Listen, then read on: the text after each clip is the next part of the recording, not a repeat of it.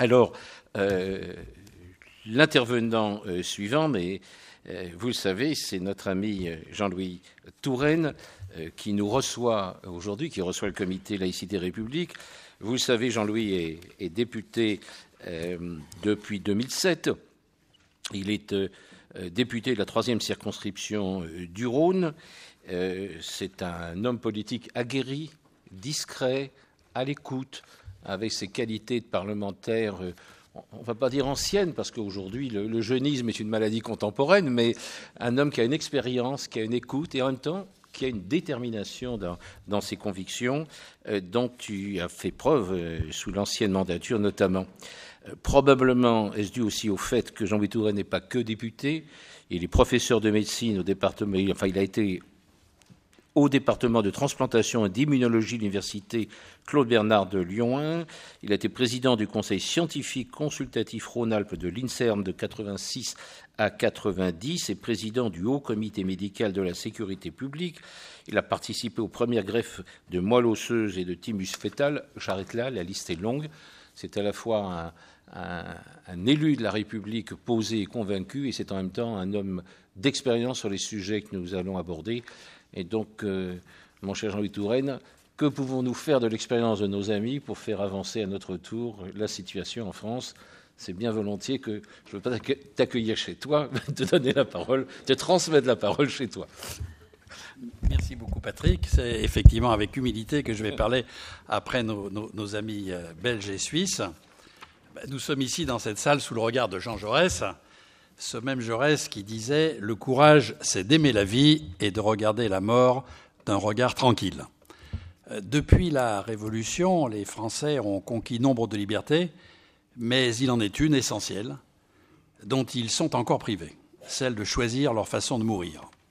Et il est de notre devoir de développer ce droit maintenant, comme l'ont fait il y a une quinzaine d'années nos amis belges, suisses, ainsi que les habitants de divers autres pays. Si vous me permettez, je vous lirai juste 3 vers de Sully Prudhomme qui indiquait déjà « Il est bon d'apprendre à mourir par volonté, non d'un coup traître. Qui sait mourir n'a plus de maître. » Or, c'est bien une constatation unanimement effectuée dans notre pays que l'on meurt mal en France. Et j'ajouterais que non seulement l'on meurt mal, mais on subit des maîtres que l'on n'a pas choisis. Aujourd'hui, ce constat est toujours d'actualité. Les soins palliatifs n'ont guère progressé et ils ne sont offerts qu'à environ un tiers des patients qui les requièrent.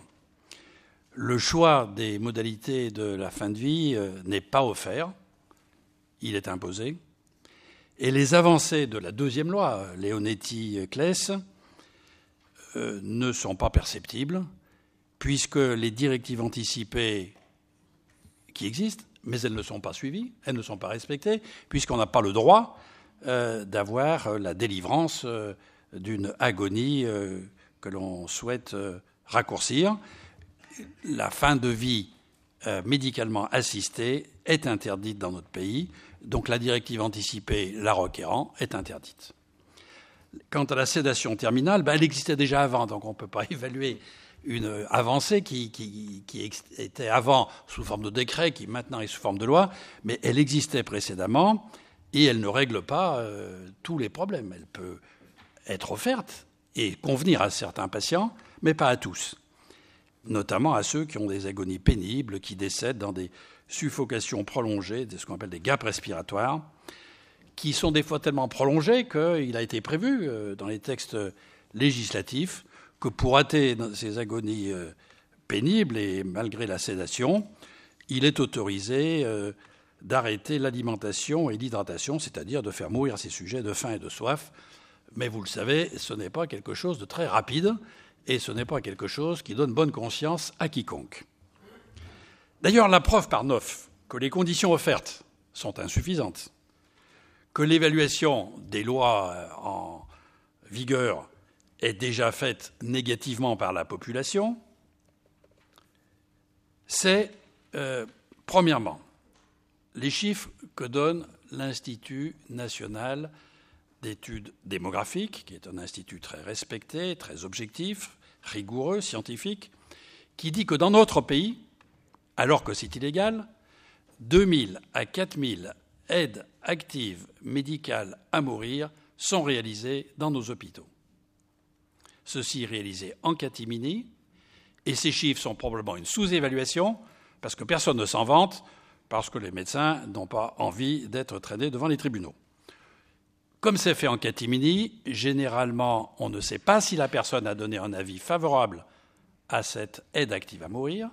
Donc peut-être que certaines personnes sont envoyées ad patres, si je peux utiliser cette expression, sans le souhaiter, et que d'autres, au contraire, voudraient bien mettre un terme à leur agonie, mais se retrouvent face à un médecin un peu intégriste qui refuse de les entendre.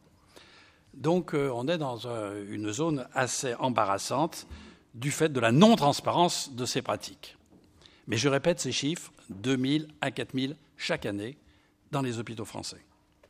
Deuxième preuve que nos conditions ne sont pas satisfaisantes, il y a des personnes en nombre croissant qui vont à l'étranger, on en a entendu parler, en Belgique, en Suisse, et qui s'y rendent pour mettre fin à leur jour, dans des conditions délicates, parce que ce n'est pas facile de s'expatrier pour décéder, mais aussi ça les oblige à y aller plus tôt que le terme qu'elles auraient choisi pour leur vie. Je voudrais juste vous lire ce que disait Marie de Roubaix, une journaliste qui a, comme Anne Baird, décidé d'aller mourir en Belgique. Elle avait, elle, un cancer des poumons avec des métastases cérébrales. Et à la fin de son livre, qui s'appelle « 6 mois à vivre, j'ai choisi de mourir dignement », à la fin de son livre, son mari a ajouté un paragraphe qu'il a lui-même rédigé tout de suite après sa mort, où il dit « Marie me répétait, il y aurait cette loi en France, je resterais un peu plus, puisque je pourrais m'arrêter demain si je le voulais. L'absence d'une loi en France oblige les gens qui veulent partir à partir plus tôt afin de sécuriser leur mort. Marie aurait vécu peut-être 1 mois de plus, ce qui est beaucoup. Quand vous êtes à la fin de vos jours, les heures sont importantes. » Donc vous le voyez, en plus du désagrément de s'expatrier, en plus de l'impossibilité d'être accompagnée par toute sa famille, chacune de ces femmes, Marie de Roubaix comme Anne Baird, y est allée avec son mari, mais pas toujours avec leurs enfants et leurs autres membres de famille. En plus de tout cela, ça les oblige à hâter leur fin pour être encore en capacité de se déplacer et d'aller dans le pays qui va leur donner la délivrance à laquelle elles aspirent. Troisième raison qui prouve que ces conditions ne sont pas satisfaisantes, c'est un sondage de l'IFOP qui montre que, quand on interroge les Français, 96%, j'avais même de la peine à croire ce chiffre, 96% des Français, non pas réclament pour eux-mêmes cette aide active à mourir, mais souhaitent que le choix soit offert. Parmi ces 96%, forcément, il y a des gens qui ont des philosophies laïques, mais des gens qui ont des convictions religieuses aussi, de diverses natures. Et donc, cela veut dire que les gens pensent que la loi doit offrir le choix, après à chacun de se positionner en son âme et conscience, le moment venu, pour opter pour l'une ou l'autre des modalités de fin de vie. Enfin, il y a aussi le fait que certains réclament de pouvoir, entre guillemets, si je peux dire, mourir debout, c'est-à-dire mourir dignement. Je voudrais juste là à nouveau citer ce que disait Anne Baird dans son livre, qui s'appelle « Le tout dernier été ». « J'aime trop la vie pour me laisser mourir. » Un peu plus loin, elle dit « Je refuse de pactiser avec l'ennemi. » L'ennemi, c'est la maladie mortelle. Pour elle, c'était la maladie de Charcot, sclérose latérale amyotrophique. « Je refuse donc de pactiser avec l'ennemi, de collaborer avec elle, de la regarder construire ma geôle de pierre, de lui passer la truelle. Je refuse l'agonie qui ne parle que de lutte vaine et d'angoisse. Je ne me décharge pas de la responsabilité de ma fin, elle fait partie de ma vie. Il me reste une ultime liberté, celle de choisir la façon dont je vais mourir. » Vous avez compris du texte qui a été admirablement bien lu tout à l'heure, ainsi que de toutes ces citations, que Anne Baird était une personne qui adorait la vie, qui ne voulait pas choisir la mort, qui simplement voulait choisir d'éviter l'agonie, ce qui est tout à fait différent. Et donc, on doit respecter de telles volontés, me semble-t-il. Alors actuellement, comment sont les conditions qui sont offertes en France selon les termes légaux? Eh bien, ça dépend exclusivement du médecin, mais dans un cadre très, très limité. Certains médecins peuvent aller plus loin. Ils ne sont généralement pas poursuivis, même s'ils se mettent dans l'illégalité. D'autres le refusent. Ce médecin détient donc tout pouvoir. Et si le médecin détient la connaissance, je ne vois pas pourquoi, même en étant moi-même médecin, comme mon confrère, je ne vois pas pourquoi le médecin devrait s'arroger le droit de choisir le mode de fin de vie. C'est pas au médecin, c'est à la personne concernée elle-même de formuler son choix. Anne Baird, d'ailleurs, indiquait « Notre liberté ne s'arrête pas à la porte de l'hôpital ». Je crois que c'est important de bien penser que si nous sommes héritiers d'une situation où il était de tradition que le pouvoir médical imposait son choix, il est temps de comprendre que cette période est révolue. La médecine humaine n'est pas une médecine vétérinaire. Heureusement, le patient n'est pas un animal qui subit. Et encore, peut-être que demain, on prendra plus de soins des animaux en essayant de les faire contribuer davantage, au fur et à mesure des progrès, à certains des choix de traitement qui leur sont appliqués. Mais pour l'instant, reconnaissons que si on peut accepter que le choix soit fait par le vétérinaire et imposé à l'animal, on ne peut pas accepter la même chose pour un être humain. Si donc aujourd'hui environ 4000 aides actives à une fin de vie, et je répète que ces chiffres ne sont que ceux répertoriés, et donc ceux qui ne sont pas déclarés s'ajoutent, si donc il y a environ 4000 aides actives à une fin de vie médicalisée en France, et si certains patients doivent aller à l'étranger pour recourir à ces pratiques, c'est que nous sommes dans la même situation que l'était la France pour l'avortement avant 1975. Rappelons-nous, avant 1975, environ chaque année, 250 femmes mouraient des conséquences d'avortements clandestins. 250 chaque année, du fait des infections et des autres complications. Il y avait eu un appel de certaines de ces femmes, qu'on a appelé les 343 salopes, pour indiquer qu'elles avaient eu recours à l'avortement et qu'elles voulaient en délivrer le message publiquement. Il y avait quelques médecins qui avaient eux-mêmes dit qu'ils avaient aidé des femmes pour qu'elles ne le fassent pas dans des conditions dangereuses pour leur vie et pour que cela se passe dans des conditions de bonne stérilité et de moindre danger. Et puis, il y avait aussi celles qui allaient déjà en Suisse, en Grande-Bretagne ou dans d'autres pays. Puis est advenue, le 17 janvier 1975, la loi sur l'IVG qui a mis un terme à ces pratiques. Le nombre d'interruptions de grossesse n'a pas progressé, il est resté le même, mais il n'y a plus eu de mortalité chez les femmes recourant à l'IVG. Je n'ai pas besoin de vous décrire les différentes avancées qu'il y a eu depuis, la prise en charge par la sécurité sociale, l'extension des dates, le fait que les femmes, elles aussi, ont été considérées comme capables de réfléchir, et donc on ne leur demande plus d'avoir un délai de réflexion, d'être insalivées par des médecins, des psychologues et tout ça. Elles ont le droit d'avoir une idée par elles-mêmes.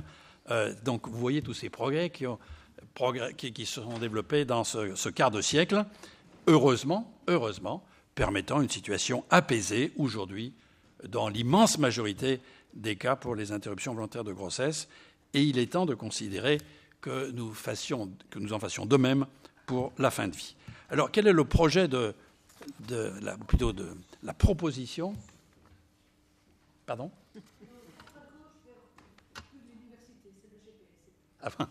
Quelle est la proposition de loi que j'ai déposée en juillet dernier?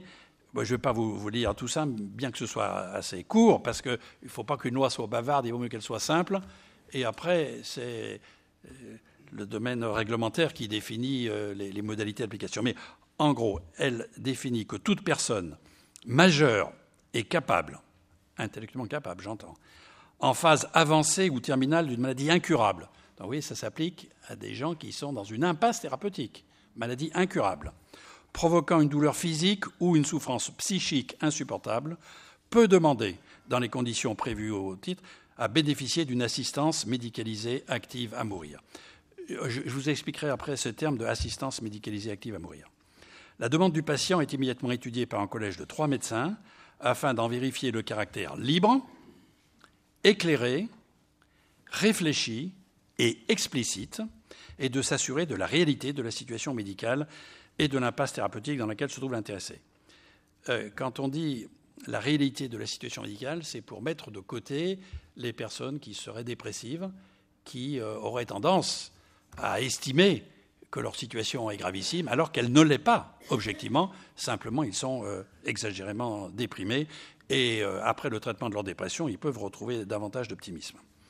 Si le patient confirme sa volonté, donc il faut évidemment que la volonté soit réitérée, il y a des délais imposés, et ensuite, à une certaine période, si l'intéressé confirme, bien entendu, la liberté de révoquer sa demande à tout moment, mais s'il le confirme, les choses sont réalisées par l'équipe soignante.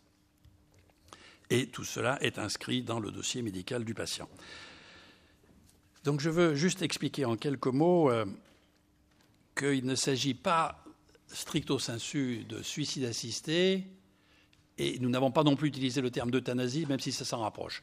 Ce n'est pas un suicide assisté parce que c'est le corps médical qui réalise le geste terminal.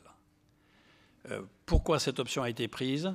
Parce que, comme l'a indiqué il y a quelques instants Christiane Vienne, il y a la crainte que parfois, si le suicide assisté n'a pas été bien préparé psychologiquement, ça soit perçu par des membres de la famille comme un petit peu violent, comme un peu culpabilisateur. C'est vrai que, comme le réalisent nos amis suisses, ça ne se produit pas parce qu'il y a tout un travail psychologique préalable. Enfin, c'est l'option qui avait été choisie. Pourquoi le terme d'euthanasie n'est pas utilisé dans ce texte ? Parce que le terme d'euthanasie, non pas comme il est effectué en Belgique, où c'est tout à fait remarquable, et vous voyez bien qu'on se rapproche beaucoup de cette pratique-là. Je crois que là, une des rares différences, c'est qu'on met 3 médecins, là vous en mettez un, mais ça ne fait pas une grosse différence. C'est simplement parce que euthanasie a été utilisée dans le passé pour 10 000 choses, et ça induit la confusion chez les gens. Déjà par les médecins nazis, ou pas que les médecins, l'ensemble des nazis, qui utilisaient le terme d'euthanasie. Donc, bon... Ça a complètement détourné le terme de sa réalité. Deuxièmement, euthanasie et la mort douce, ça ne suppose pas forcément que c'est la volonté de la personne d'avoir une fin de vie. Ça veut dire qu'elle est appliquée à quelqu'un. Mais nous voulons absolument insister sur le fait que ce choix doit être fait d'abord, essentiellement, par la personne concernée. Et donc, en aucun cas, ça ne doit être autre chose qu'une demande de la personne qui va être aidé par les services médicaux pour réaliser son projet. Et donc, c'est la raison pour laquelle a été choisi le terme d'assistance médicale à mourir. Alors, quelles sont des questions qui peuvent se poser ? Je vais essayer d'aller vite pour qu'on ait le temps de la discussion. Les questions. Est-ce qu'il faudrait d'abord évaluer l'effet de la loi Claes-Leonetti ? Je crois que Jean-Luc Romero a répondu à la question d'une façon un peu humoristique. Il n'y a rien à évaluer, d'une part, et d'autre part, c'est déjà évalué. La preuve, c'est que les gens vont en Belgique, cherchent d'autres solutions, et donc ça veut dire qu'ils ne sont pas contents. S'ils étaient contents, ils ne réclameraient rien d'autre. Deuxièmement, autre question. Peut-être que ça sera développé tout à l'heure aussi, mais pour les croyants, la naissance et pour certains croyants, la naissance et la mort n'appartiennent que exclusivement à Dieu. Ce concept, même pour les pratiquants, pour certains pratiquants, est considéré comme dépassé. Il reste des intégristes, évidemment, il en restera toujours. Mais pour beaucoup, c'est déjà dépassé parce que si nous nous référions à la loi naturelle, eh bien, la longévité moyenne est de 30 ans, la mortalité infantile est considérable, la naissance est nulle chez les femmes stériles, puisqu'une femme stérile, c'est une femme à qui Dieu a décidé qu'elle n'aurait pas d'enfant. Donc pourquoi est-ce qu'on lui fait des opérations, des inséminations artificielles, des procréations médicalement assistées, puisqu'on va contre la loi divine. Donc on est impie en permettant à des femmes stériles d'avoir des enfants. Quand je dis les femmes, les hommes aussi, évidemment, d'avoir des enfants. Pour la fin de vie, c'est pareil. La fin de vie, pourquoi nous posons-nous cette question aujourd'hui et pourquoi les anciens ne se la posaient pas ? Parce qu'avant, les gens, ils mouraient vite. C'est depuis les progrès de la médecine et de la technique que ces morts s'étalent sur des durées prolongées. Évidemment, quand dans le passé vous aviez un cancer, ce cancer détériorait votre état général considérablement, et le moment où vous étiez en phase de cancer généralisé, eh bien, il ne vous restait plus beaucoup de temps à survivre. Aujourd'hui, on vous amène en bon état général, grâce à tous les soins qui sont dispensés, si bien que vous avez votre cancer qui vous ronge, mais vous avez un cœur qui est encore vigoureux et qui a envie de battre longtemps. Et moi, j'ai vécu ça en tant que médecin, pour tous les premiers malades qui avaient le sida dans ma région, qui venaient dans mon service. À l'époque, il n'y avait pas de trithérapie, ils étaient condamnés à la mort, il n'y avait pas de traitement. Eh bien, ces jeunes hommes d'une trentaine d'années mouraient très lentement, très douloureusement, parce que leur cœur était très puissant. Eh bien, ils étaient horriblement amaigris, ils pesaient 35 kilos, ils avaient des cancers sur tous les téguments, ils avaient des infections dans tous leurs organes, et ils mettaient des mois et des mois à mourir. Ils étaient dans une situation effrayante, disant « je ne veux pas que ma mère ou que mes amis viennent me voir dans ma chambre, tellement je ne veux pas leur laisser cette image pitoyable de mon corps ». Et donc, oui, on se doit de considérer que les progrès sont bénéfiques pour l'homme. Ils n'entravent pas la loi divine. C'est déjà accepté qu'améliorer la condition humaine, c'est une chose acceptable, de même que l'on accepte la fin de la soi-disant nécessité de respecter la douleur de l'enfantement, pendant l'enfantement, ou la soi-disant douleur rédemptrice. On a tourné cette page et personne ne s'en plaint tellement aujourd'hui. Alors, est-ce qu'il y aurait des craintes de dérive ? Il n'y en a pas eu en Belgique. Pourquoi y en aurait-il en France ? Alors que, inversement, je viens de vous dire qu'il y a des dérives quand il n'y a pas de loi. Parce que comme ça se fait de façon non transparente, il y en a en trop ou en pas assez des injections de produits létaux.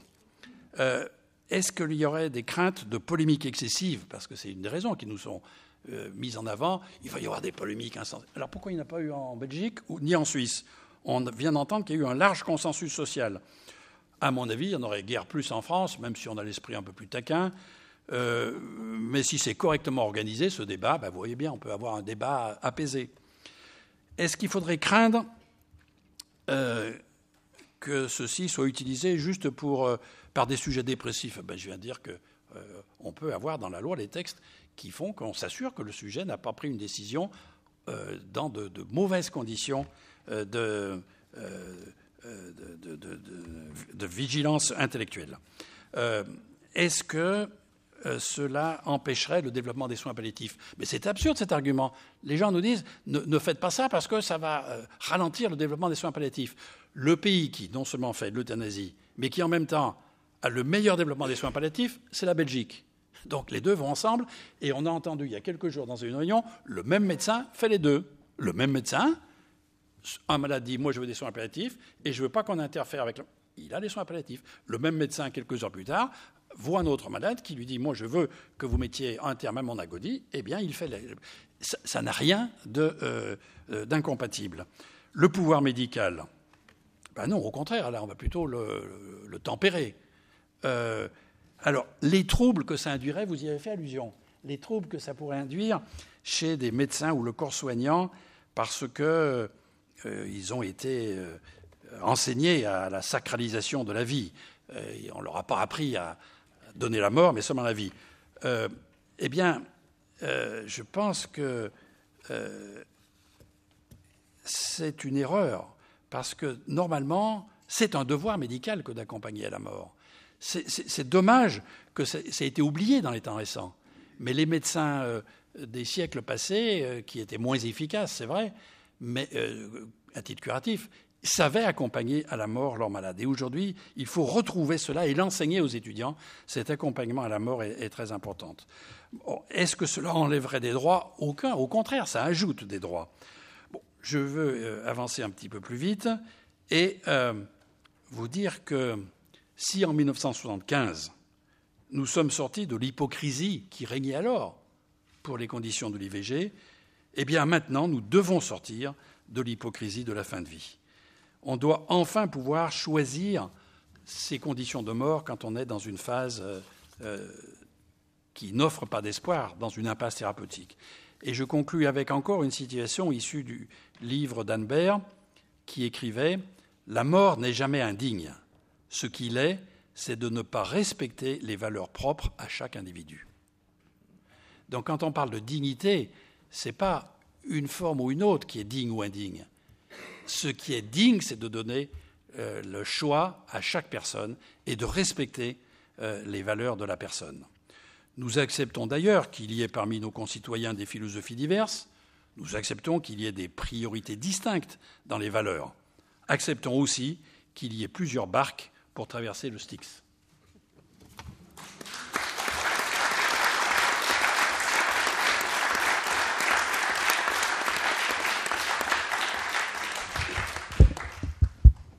Eh bien, espérons, mon cher Jean-Louis, que cette parole sera entendue par le président de la République et qu'il fera en sorte, même si le sujet est difficile, que cette proposition de loi puisse aboutir.